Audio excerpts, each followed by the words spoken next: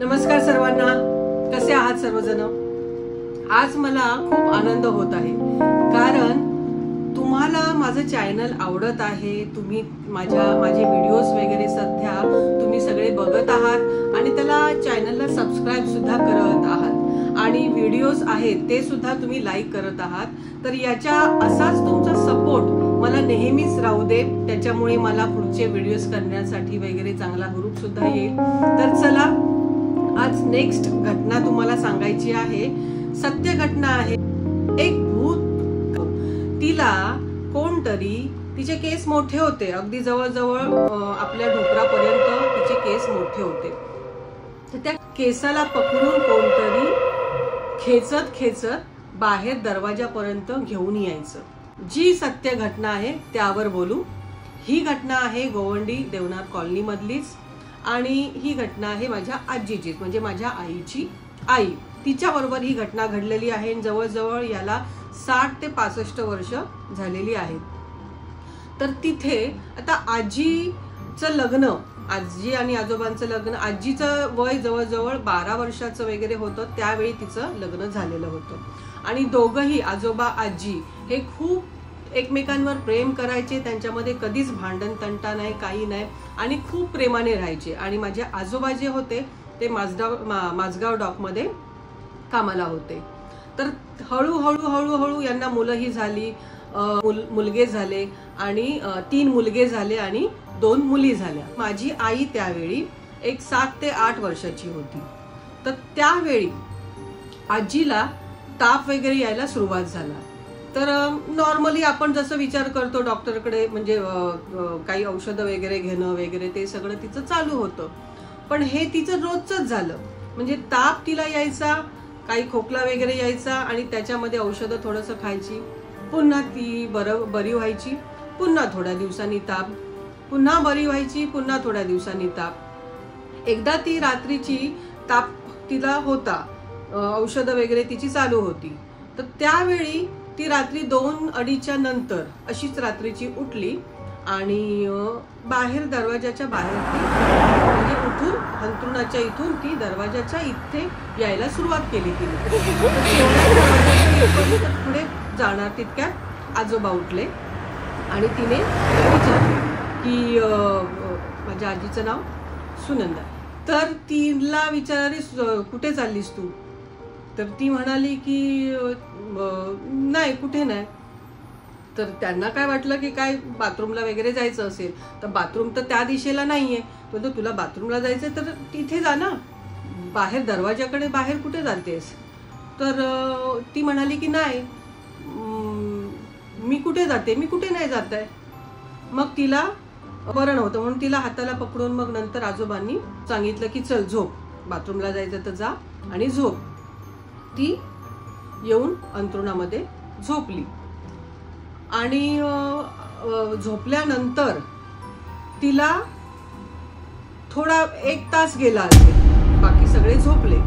1 तासानंतर तिला कोणीतरी असं केसाला पकडून ओढत पण सगळ्यांच्या मध्ये ती पण कोणालाही तिचा धक्का लागला नाही। म्हणजे ती त्यांच्यावरून किंवा त्यांच्या बाजूने जरी आली तरी कोणालाही काही टच न होता ती बाहेरच्या दरवाजाच्या उंबरा ओलांडला नव्हता, उंबऱ्यापर्यंत तिला ओढत ओढत तिथपर्यंत आणलं। आणि त्यावेळी ती जोरजोरात ओरडते तिच्या, म्हणजे आजोबांना ती त्यांचं काही नाव घेऊन वगैरे सरनेम घेऊन ती बोलत होती। तर ती ओरडते किंवा मुलांचं नाव घेऊन ती ओरडते की ओ बघा बघा मला कोणतरी ओढतंय, बघा बघा मला मला म्हणजे केसाला पकडतंय, कोणतरी केसाला पकडून ओढतंय। आणि ती जाता जाताच ओरडते, पण तिचा आवाज तिथपर्यंत त्यांना जात नाहीये। कोणीही उठलं नाही त्यावेळी, त्यांना पार करून ती गेली पण कोणालाही त्याचा धक्का लागलेला नाही आणि ना तिचा आवाज त्यांच्यापर्यंत पोहोचत होता। तर हे सगळं झालं आणि त्याच्यानंतर तिने स्वतःची काय जास्त पॉवर तेव्हा दाखवली असेल काय की कोणतरी मला दरवाजाच्या बाहेर पण काढणार आहे वगैरे असं कर। तर त्यावेळी ती झोपेतून जागी झाल्यासारखं त्यावेळी तिला असं झालं आणि ती जोरात तिने हे झालं, तिचा आवाज जोरात किंचाळल्यासारखा बाहेर पडला. पण तोही आवाज त्यांनी तो ऐकला नाही आणि ती उठली तिथून. आणि त्याच्यानंतर आजोबांनी वगैरे काहीतरी आवाज ऐकला आणि मग ते म्हणाले, अरे तू इथे काय करते? आणि त्यानंतर ते म्हणाले की अहो मी तुम्हाला किती ओरडते, तुम्ही उठलात नाही वगैरे, मला कोणतरी केसाला पकडून इथपर्यंत आणलं. तर मग आजोबा बोलले की जाऊ दे, ही काय तापात वगैरे आहे म्हणून ती काय बडबडत असेल वगैरे, असं तिला काय कळलं नसेल, झोपेत आली असेल, असा विचार करून त्यांनी तो विषय पलटला. म्हणजे त्याच्यावर एवढं हे नाही केलं. दुसऱ्या दिवशी पुन्हा ती तापातून काय ती थोडंसं नॉर्मल तिला बरं वाटत होतं. दुसऱ्या दिवशी ती झोपली. त्याच्यानंतरही तिला त्या 2-2:30 वाजल्याच्या नंतर तिला पुन्हा तसंच, म्हणजे उंबऱ्यापर्यंत तिला कोणतरी असंच केसाला पकडून ओढत ओढत आणायचं. ती त्यांना आवाज द्यायची, आजोबांना किंवा मुलांना आवाज द्यायची, पण तिथपर्यंत ते यायचे. आणि एक दिवशी हा प्रकार दुसऱ्या वेळी सुद्धा तिने आजोबांना सांगितला, पण त्यावेळी सुद्धा ते म्हणाले की नाही नाही, तुला बरं नाहीये म्हणून तू अशी करतेस.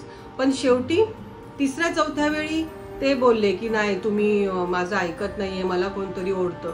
मग तेव्हा आजोबा बोलले की ठीक आहे, आता झोप तू, आपण पुन्हा तुला असं होतंय का बघते, मी बघतो, मी झोपणार नाही, मी जागा राहीन म्हणून वगैरे असं.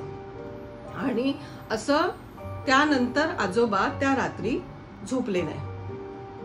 आणि मग त्या रात्री सुद्धा जेव्हा तिला असं कोणतरी ओढत ओढत नेताना बघितलं, तेव्हा आजोबा उठले आणि आजोबांनी बघितलं की अरे तिचे केस कोणीतरी असं पकडल्यासारखे, तर ते उंच झालेले आहेत केस, पण पकडणारा हात त्यांना दिसला नाही.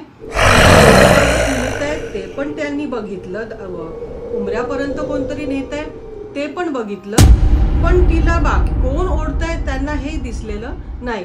ओढत ओढत ती आणि ती किंचाळते, आजोबांचं नाव घेत घेत वगैरे, हे सगळं ती करताना आजोबांनी पाहिलं.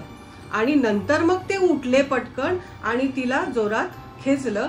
तर त्यावेळी आणि तिला उंबराच्या बाहेर नेण्याच्या अगोदरच ते तिथे पकडलं. मग त्यावेळी जे कोणी तिला पकडलेलं होतं ते सुटलं गेलं. आणि मग आजोबांना तेव्हा कळलं की नाही, ही खरं सांगत होती म्हणून आम्हीच हिच्यावर लक्ष दिलं नाही, आम्हीच दुर्लक्ष केलं वगैरे म्हणून.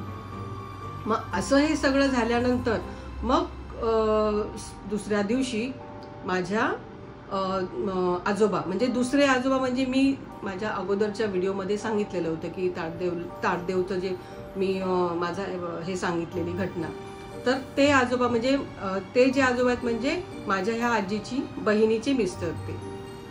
तर मग त्या आजोबांना ह्या माझ्या आजोबांनी सांगितलं की असं असं झालं वगैरे, असं असं सुनंदा मला अगोदर सांगत होती पण मी लक्ष नाही दिला, मला वाटलं काय तापात असं बोलते, पण मी खरंच बघितलं असं की तिला कोणतरी ओढत नेतंय वगैरे.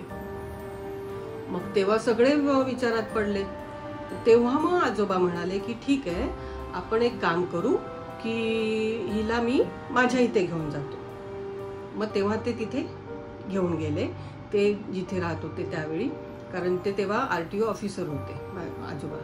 तर मग त्यावेळी ते, आणि तिथे म्हणजे त्यांची वाईफ ती माझ्या आजीची बहीणच होती, ते तिथे घेऊन गेले.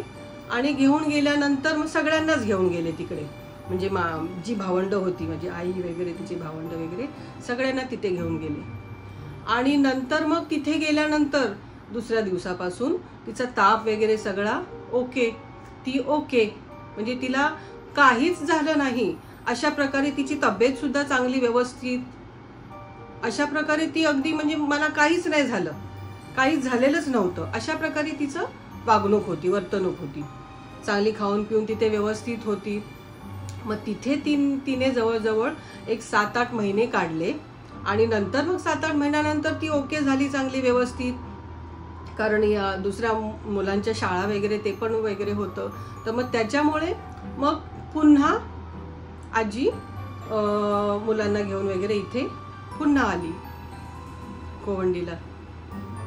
आणि इथे आल्यानंतर पुन्हा तोच प्रकार आजी बरोबर व्हायला लागला. पुन्हा तिला ताप चढला तापाचा तोच प्रकार, ताप तिला यायला लागला, पुन्हा बरं वाटलं, पुन्हा ताप आला आणि त्याच्यानंतर पुन्हा जे ती करत होती त्याचप्रमाणे तिला ते व्हायला लागलं. आणि हळूहळू हळूहळू आणि त्या दरम्यान आजोबा कामाला वगैरे जायचे, तर त्याच्यामध्ये त्यांना तिथे रात्रपाळी वगैरे सुद्धा करायला लागायची.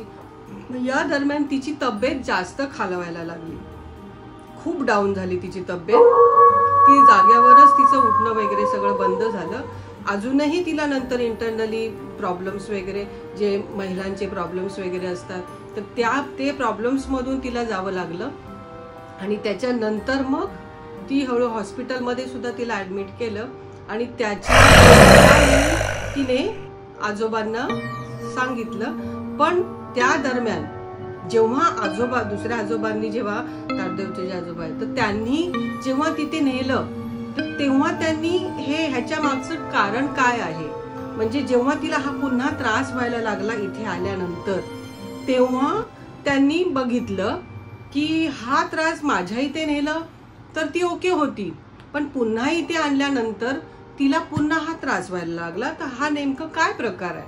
मग त्यावेळी त्यांनी बघितलं, कारण मी सांगितलेलं होतं की त्यांनी 7 गुरु घेतलेले होते, तर त्यांना हे थोडं समजायचं वगैरे की काय कसं काय वगैरे, हे सगळं त्यांच्याकडे लोक वगैरे बघायला वगैरे पण यायचे. मग त्यावेळी त्यांनी हे बघितल्यानंतर त्यांना असं कळलं की माझ्या आजोबांचे जे हे होते वडील, किंवा त्यांचे जे पूर्वज आजोबा, वडील आणि त्यांच्या वडील म्हणजे आजोबा वगैरे, हे चांगले मस्त म्हणजे श्रीमंत घराण्यातले होते. म्हणजे त्यांचं जवळजवळ बोलतात ना की नांगर किंवा मोठं जहाज वगैरे, हे गलबत वगैरे, ही अशा प्रकारची खूप अशा ह्याने ते खूप श्रीमंत होते. म्हणजे पूर्ण त्या गावामध्ये ह्यांची श्रीमंती होती. मग अशा ह्याच्यामध्ये त्यांचं जे वागणूक वगैरे होतं, म्हणजे असं बोलतात ना पाटीलकी वगैरे, असं मोठा दरारा त्यांचा, अशा प्रकारे त्यांचं ते हे होतं. अशा वेळी गावांमध्ये असं असतं की कोणाचं जर जास्त श्रीमंती वगैरे असेल किंवा, तर त्यावेळी काही लोक वगैरे अशी हे करणारी वगैरे असतात की हा यांच्याकडे असं एवढं आहे, नजर लावणारे वगैरे पण असतात. तर त्या ह्याच्यामध्ये त्यांच्या वादामध्ये, काही जमिनीच्या किंवा कशाच्या त्या वादामध्ये कोणाचा तरी काहीतरी त्यावेळी असं खून वगैरे झालेला होता. आणि म्हणजे त्या भांडणं वगैरे त्यावेळी काहीतरी झालेली होती, आणि त्या भांडणाच्या ह्याच्यामध्ये कोणाचा तरी खून झालेला होता गावकऱ्यांपैकी वगैरे असं. आणि त्यांनी त्यावेळी असं हे केलेलं होतं की गावात त्या ज्यांची फॅमिलीतला तो माणूस जो मेलेला होता, खून झालेला होता, त्या फॅमिलीने काहीतरी असं, आता अगोदरच्या ह्याच्यामध्ये असं म्हणतात की गावामध्ये हे करणी बिरणी काहीतरी हे असं असतं वगैरे ते सगळं. तर त्यावेळी त्यांनी काहीतरी हा असा प्रकार केलेला होता की ह्यांचं कधी वंश वाढणार नाही वगैरे, अशा प्रकारचं त्यांनी त्यावेळी काहीतरी करणी अशी केलेली होती. आणि त्यामुळे तो जो खुनी म्हणजे तो जो खुनी त्याने जो खून केलेला होता, जो मेलेला होता, तो खुनी होता, ज्याला आजोबांनी काहीतरी पनिशमेंट देऊन तो नंतर मेलेला होता, पण तो खुनी होता, कोणाचा तरी त्याने खून केलेला होता म्हणून त्याला पनिशमेंट दिलेली होती. आणि तो जो खुनी जो होता मेलेला, तो आजीला इथे त्रास देत होता, हे त्या आजोबांना त्यांनी जे काही बघितलं त्याच्यामध्ये समजलं गेलं की असा गावातला जो व्यक्ती खुनी म्हणून होता, तर तो इथे आपल्या हिला सतवतोय. म्हणजे इथे जी पण कोणी येईल तर तिला हा त्रास होणार. म्हणजे सून म्हणून या घरामध्ये जर कोण आली, तर आता माझी आजी तिथे आली तर तिचा, त्यांनी म्हणजे असं बोलताना हे सांगितलं की त्यांचा वंश वगैरे वाढणार नाही वगैरे अशा प्रकारचं.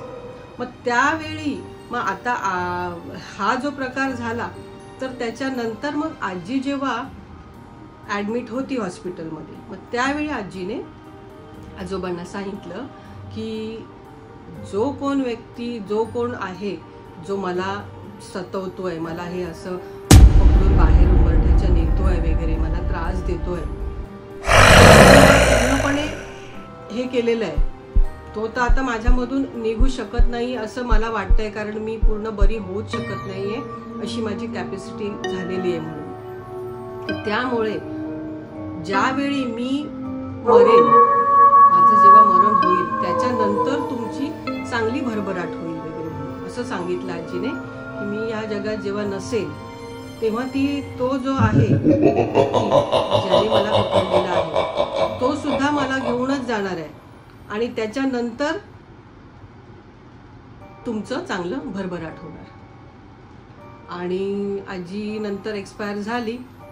एक्सपायर झाल्यानंतर मग आजीचं 13वं वगैरे होतं. त्या 13व्याच्या दिवशीच आजोबांना कॉल आला की त्यांना बाहेरगावची अपॉर्च्युनिटी आली आहे. पण तेव्हा त्यांना कलकत्त्याची आलेली अपॉर्च्युनिटी की कलकत्त्याला त्यांना त्यावेळी ते हे होते म्हणजे इंजिनिअरिंगच्या त्या पोस्टमध्ये त्यांचं शिक्षण चांगलं झालेलं होतं आणि त्या पोस्टमध्ये त्यांना बोटीवर बोलवलं गेलं.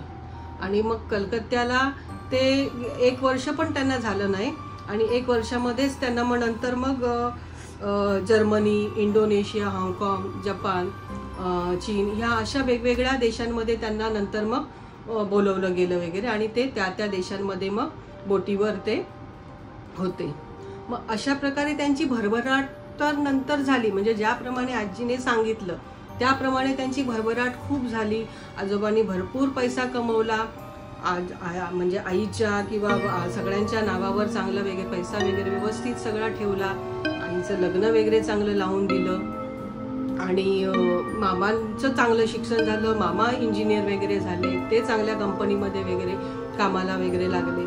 पण अशा ह्याच्यामध्ये मेन जी घटना झाली तर त्या घटनेमध्ये नुकसान जे आजीचं झालं म्हणजे अगोदरच्या पूर्वजांनी जे कृत्य केलेलं होतं तर त्या कृत्यामध्ये नुकसान आजीचं झालं. म्हणजे त्यांनी आणि हे पण दिलं की बोलतात ना त्यांनी एक गाराण्यामध्ये किंवा असं बोलतात ना शिव्या शाप वगैरे दिलं तर त्या ह्याच्यामध्ये पण त्यांनी ते सांगितलं ना की तुमचा वंश वाढणार नाही.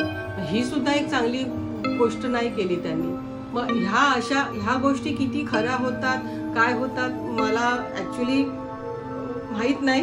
पण हे गाराणं वगैरे जे बोलतात त्याच्यामध्ये पण खरंच माझ्या दोन्ही मामांचं 3ही मामांचं माझ्या लग्न पण नाही झालं आणि त्यांचं लग्नच नाही झालं. त्यांचा वंशच नाही वाढला गेला. हां पण मुली म्हणजे माझी आई आणि मावशी त्या व्यवस्थित दुसऱ्या लग्न होऊन गेल्या, दुसऱ्यांच्या घरात गेल्या. त्यांना व्यवस्थित मुली झाल्या. त्यांचं व्यवस्थित सगळं काही व्यवस्थित चालू आहे. तर त्या मुलींना काही त्रास नाही झाला. पण त्यांच्या सांगण्यानुसार मुलांची लग्न नाही झाली आणि मुलांचा वंश वाढला नाही आणि ते असेच एक्सपायर झाले. मग ह्या सगळ्या घटनांमध्ये मला जी घटना त्याच्यामध्ये झाली म्हणजे आजीबरोबर जी झाली ती आजीची जी घटना आहे ती आम्हाला सतत अशी सांगायची की असं असं आजीबरोबर झालेलं, असं आजीबरोबर झालेलं. तर आम्ही तेव्हा ऐकायचो कारण आई सांगते खोटं तर सांगणार नाही. पुन्हा एकदा सांगते की अंधश्रद्धा मी पसरवत नाही आहे या घटनेनुसार वगैरे. पण पहिला जो मामा होता त्याचं वय 10 वर्षाचं होतं तेव्हा त्याचं आणि तो पूर्णपणे असा बोलतात ना फॉरेनर सारखा वगैरे असा तो होता. म्हणजे पूर्ण त्याचे केस सोनेरी कलरचे, तो पूर्ण गोरा गोरा गोरा गोरा अगदी. आणि तो 10 वर्षाचा असताना त्याला काहीतरी ताप आला. त्याचा तो ताप डोक्यात गेला आणि अर्जंटमध्ये त्याला हॉस्पिटलमध्ये ॲडमिट केलं आणि त्यावेळी त्याला भूल जी दिली ते भूलचं इंजेक्शन जे दिलं ते मोठ्यांचं दिलं गेलं त्यावेळी आणि त्याच्यानंतर तो पुन्हा उठलाच नाही कधी. म्हणजे तो लहान मामा तसा गेला. त्याच्यानंतर दुसरा मामा तो सुद्धा त्याचंही लग्न झालं नाही, त्याचा वंश वाढला नाही. पण तो ड्रिंक्स वगैरे जास्त घ्यायचा. त्याच्यामध्ये ड्रिंक्समध्येच तो गेला. जॉबला चांगला होता तो पण तो याच्यामध्ये गेला की ड्रिंक्स वगैरे घेतल्यामुळे म्हणजे त्याचंही लग्न झालं नाही आणि जास्त ड्रिंक्स घेतल्यामुळे तब्येतीवर परिणाम वगैरे असा झाला की तो नंतर काही वर्षांनी म्हणजे त्याचं वय तरी झालं 30-35 वर्षापर्यंत तो झाला पण तोही नंतर एक्सपायर झाला बिना लग्नाचा. आणि दुसरा मोठा मामा तो सुद्धा त्याचंही लग्न झालं नाही, त्याचाही वंश वाढला नाही. त्याला तो सुद्धा चांगला इंजिनियर वगैरे झालेला होता, पण काही कालांतराने त्याला टीबी झाला, टीबी हा रोग झाला आणि त्याच्यामध्ये त्याला ताप वगैरे येणं वगैरे हे सगळं झालं. आणि रात्रीचा तो टेबल फॅन त्याच्या बेडच्या बाजूला असायचा, तर त्या फॅनच्या इथे तो असं बोट करून वगैरे असं सांगायचं, मला कोणतरी घ्यायला येतंय, मला कोणतरी घ्यायला येतंय, त्या फॅनमध्ये कोणतरी आहे आणि मला कोणतरी घ्यायला येतंय, असं करत करत. आणि हे असायचं डिम लाईट रात्रीची लावलेली असायची, तर त्या डिम लाईटचे हात दाखवायचा आणि बोलायचं की मला कोणतरी घ्यायला येतंय, मला कोणतरी घ्यायला येतंय, मला यायचं नाहीये, मला यायचं नाहीये, मला कोणतरी घ्यायला येतंय वगैरे असं. तर हा जो प्रकार आहे, तब्येत खालावत गेली आणि तो त्याच्यातून रिकवर पुन्हा झाला नाही. हे असंच फॅनमध्ये दाखवायचं, लाईटच्या इथे दाखवायचं, मला कोणतरी घ्यायला येतंय, घ्यायला येतंय. आणि मग काही कालांतराने तोही एक्सपायर झाला. म्हणजे ही ज्या घटना आहेत, आपण काय याच्यावर काय बोलू शकतो की म्हणतात ना की त्या पूर्वजांनी काय केलेलं असेल, काय कुठलं कर्म केलं असेल, किंवा कोणाला काय मारलं, काय कोणाची भांडणं झाली, त्याच्यामध्ये कोण कोणाचं काय केलं वगैरे, तर ते आपल्याला माहित नाही. फक्त एवढंच आहे की त्यांच्या हातून कोणाचा काय खून झाला का काय नाही झाला वगैरे, किंवा कोण त्याच्यात सत्य होतं, कोण चुकीचं होतं, हे सुद्धा आपल्याला काय माहित नाहीये. पण त्यावेळी त्या लोकांनी, त्यांचा जो माणूस एक्सपायर झाला आणि त्याच्यामधून त्यांनी त्या रागाने, त्या हळहळीने जे हे बोलले गेले की तुमचा वंश वाढणार नाही, मग त्याप्रमाणे हे असं. कारण आजोबांचे दुसरेही 2 भाऊ होते, त्यांना ते लागलं गेलं नाही, पण आजोबांना ते लागलं गेलं आणि आजोबांची तिघही मुलं हे झाली. आणि नंतर मग काही कालांतराने नंतर मग आजोबाही बोटीवर वगैरे असताना त्यांनाही त्यावेळी काहीतरी हार्टचा वगैरे काहीतरी प्रॉब्लेम झाला आणि जोरात त्यांना काहीतरी हार्ट अटॅक वगैरे आला आणि ते बोटीवरून खाली आदळले. आणि तिथे ते नंतर त्यांना हॉस्पिटलमध्ये वगैरे हे केलं, तेव्हा ते बाहेरगावीच होते, बाहेरगावीच असताना. तर मग त्यांना नंतर इथे आणलं गेलं वगैरे, हॉस्पिटलमध्ये ॲडमिट केलं, पण ते सुद्धा त्याच्यातून ते रिकवर नाही झाले. हळूहळू नंतर ही एक्सपायर झाले. तर ह्या सगळ्या गोष्टी आहेत. असं बोललं म्हणजे मला असं वाटतं की ह्या सगळ्या ज्या घटना झाल्या त्यावर कर्म, शेवटी माणसाचं कर्म आहे. कर्म जर चांगलं केलेलं असेल तर लोकांनी पण काही असं काही बोलले गेले नसतील. चांगल्या कर्माला लोक चांगलंच बोलणार आहेत आणि वाईट कर्माला शेवटी वाईटच बोलणार आहेत. तर आपल्याला माहित नाही त्यावेळी एवढ्या वर्षापूर्वी काय झालं काय नाही झालं, पण शेवटी हेच आहे की ह्या सगळ्या ज्या घटना आहेत, म्हणजे आपण विश्वास ठेवू शकत नाहीये ह्या सगळ्या गोष्टींवर, पण शेवटी आम्हाला ते विश्वास ठेवावे लागतात. कारण ह्या बघितलेल्या गोष्टी आहेत, आजोबांनी बघितलेल्या आहेत, मामा हे सगळं करत असताना माझ्या आईने बघितलेले आहेत. तर ह्या सगळ्या डोळ्यांनी त्यांनी पाहिलेल्या आहेत. आम्ही तेव्हा खूपच मामाच्या वेळी आम्ही खूप लहान होतो, जवळजवळ मी 5वीला होती तेव्हा. मला तेवढं आठवतं की मी 4थी-5वीला होती, तर तिथपर्यंतच मामा होता. 5वीच्या त्या दरम्यान मामानंतर मग एक्सपायर झाला. मग हे सगळं आम्ही ते चित्र पाहिलं नाही, पण आईने, आजोबांनी हे सगळं चित्र पाहिलेलं आहे. एवढंच की ह्या सगळ्या ज्या घटना आहेत, सत्य घटना आहेत. कर्म चांगलं करावं, बस एवढंच सांगते. चांगल्या कर्माचं फळ चांगलंच मिळतं वगैरे. आणि कदाचित याच्यामध्ये अजून काही तथ्य वगैरे असू शकतात, पण ते आपल्याला माहित नाही. चला तर पुन्हा आपण दुसऱ्या सत्य घटनेवर नंतर बोलू.